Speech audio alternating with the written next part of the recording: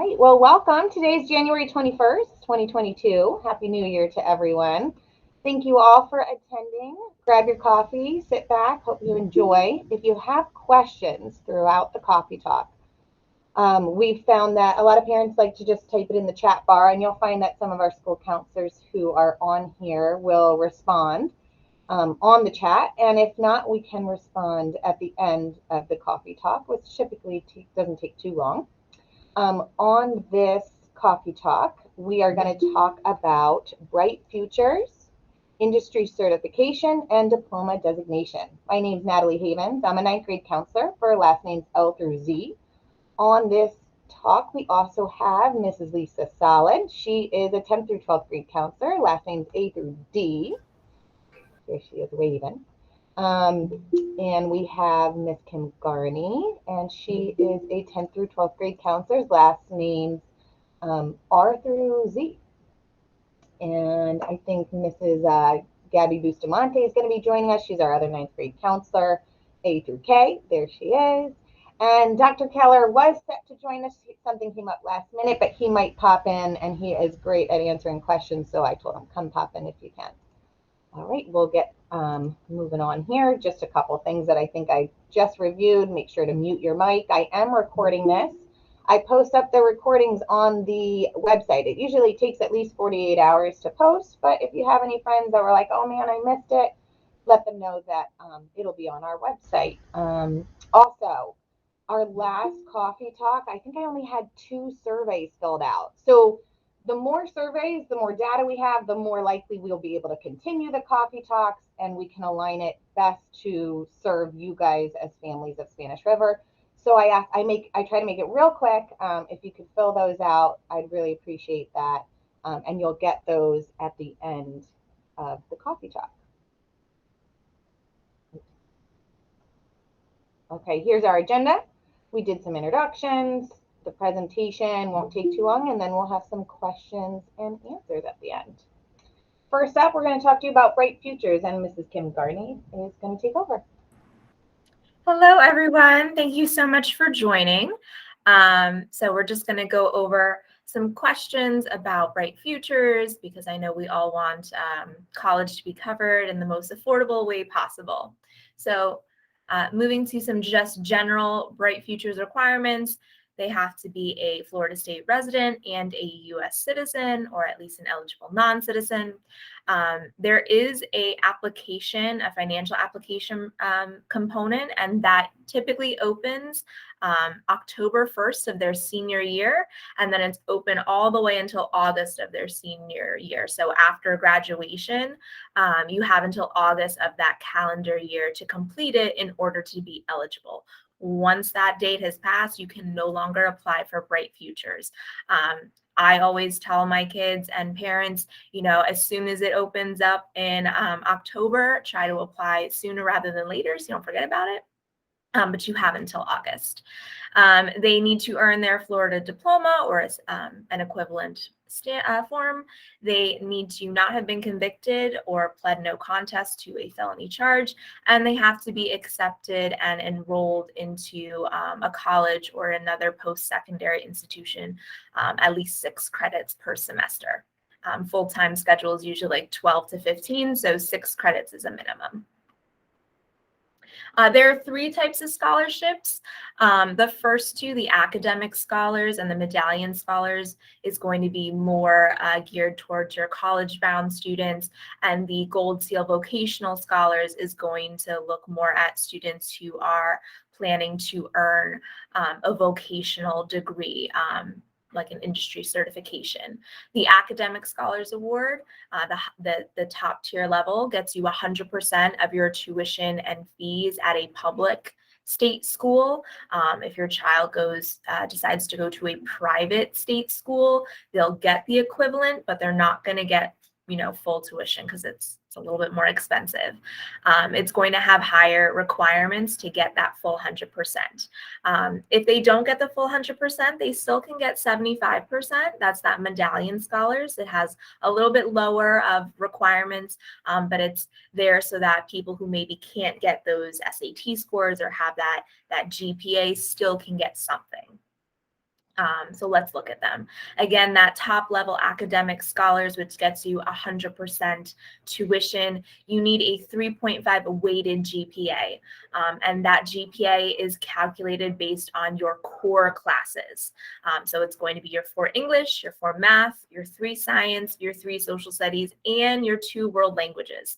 So you do need 2 world languages consecutively to be eligible for Bright Futures. So taking Spanish 1 and Spanish 2, or ASL 1 and 2, or French, 2 and 3, it has to be the same language consecutively. They can't take a year of Spanish and a year of ASL and count, okay?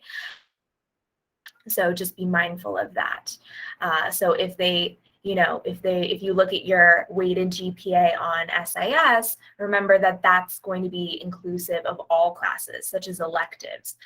So you want to make sure they're getting at least a B in all of their core classes to get that 3.5 weighted GPA. They do also need 100 hours of community service. Remember, they only need 20 for graduation, so they need to go that extra mile to get the full Bright Futures. And the big one here, they need either a 1330 on their SAT or a 29 on the ACT. They have until, I believe, May of their senior year to earn that score. So that's why I tell my kids October 1st, even if you don't have those requirements yet, apply anyways. You have until the end of your senior year to try and get those. So always apply, because once the window's closed, you can't ever apply again. And that's a lot of money to put on the line there. Okay, moving on to that second level, you only need a 3.0 weighted GPA. Again, those same classes considered. You only need 75 hours of community service, and you need a 1210 or a 25 on the ACT. So a little bit lower, but still very rigorous. And then finally, the Gold Seal Vocational Scholars Award, you need a 3.0 GPA. You need 3 sequential CTE courses, industry cert classes. Those classes you need at least a 3.5 in, so you need a B in your industry classes. So if they're in the early childhood academy, or if they've been doing digital video tech, or if they're doing digital design, those all are classes in which they can take an industry cert exam and can count towards that. They need 30 hours of community service. And on the SAT, it's a little different. Instead of looking at the total score out of 1600, they're looking at specifically those sub scores. So there are 3 categories for the SAT. You've got reading, writing and language, and math. If you download the score report, it will tell you in each category what your sub score is. So they would need a 24 in reading and math and a 25 in writing. On the ACT, they would need a 17 in English and a 19 in reading and math. And there's also what's called the PERT exam. You can take that at Palm Beach State. I believe it's like $10. So if you don't have those scores, you can take the PERT, and you need a 106 in reading, a 103 in writing, and a 114 in math. So that's another way to earn those scores if maybe they don't have it from their SAT or ACT.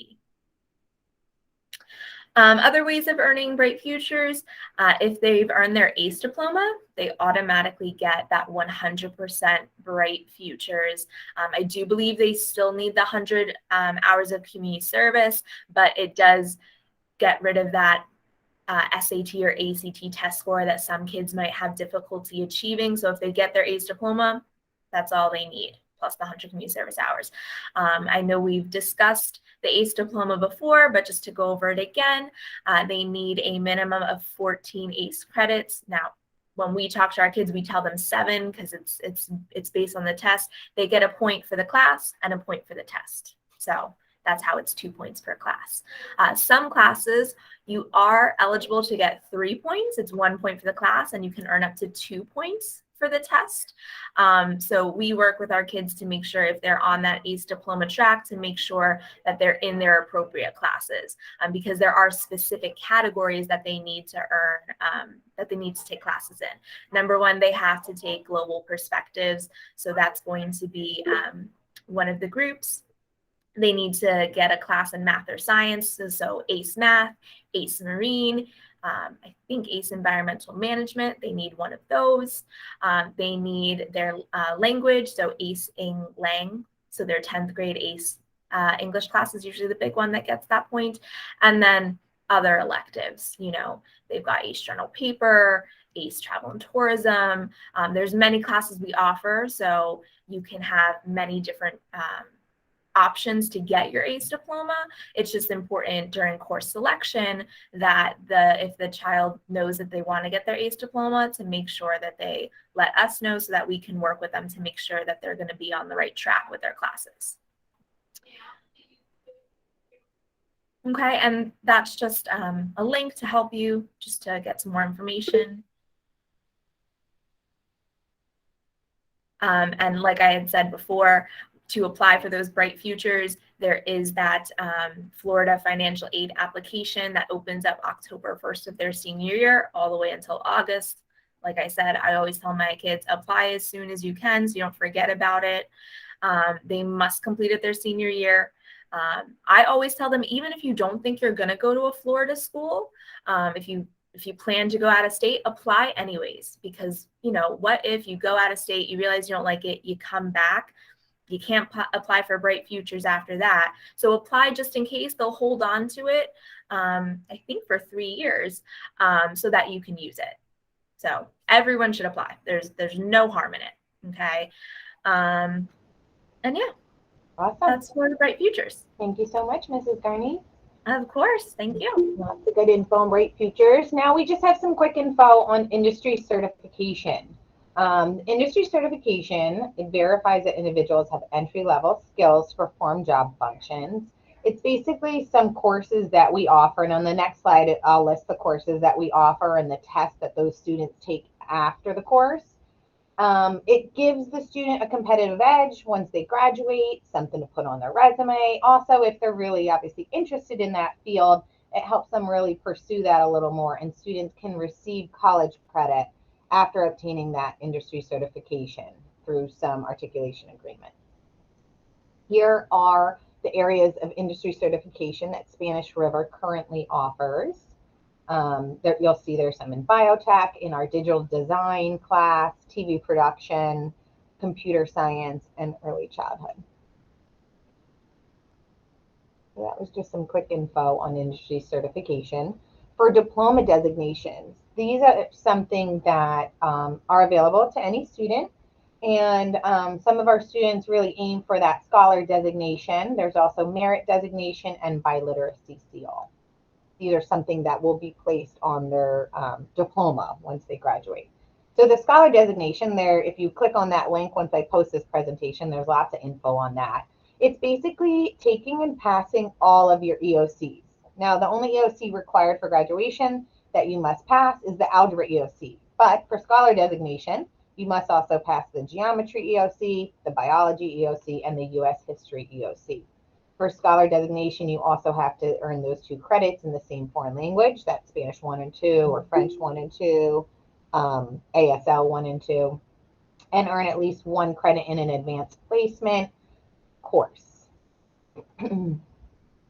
That's for scholar designation. Now for merit designation. Again, there's a website that I posted in case you're interested to look through it for more information.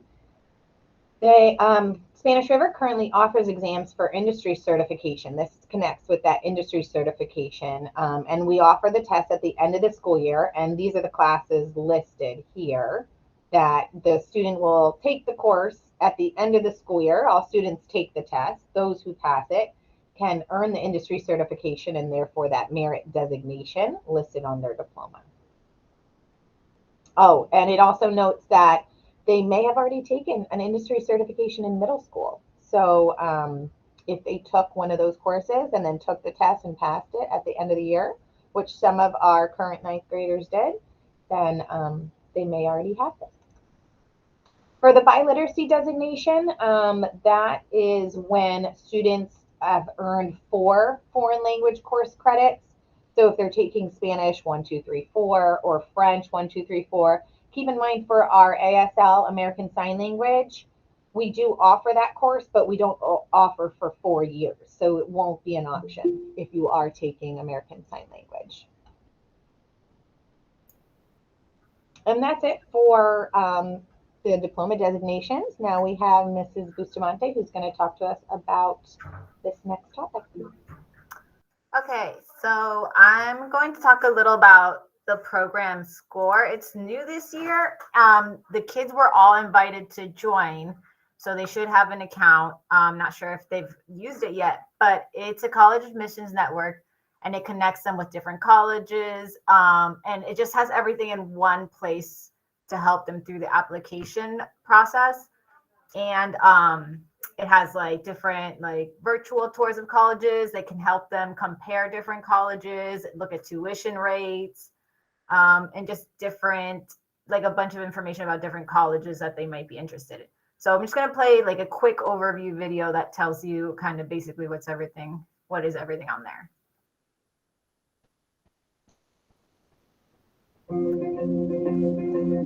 Oh, shoot. Oh, okay.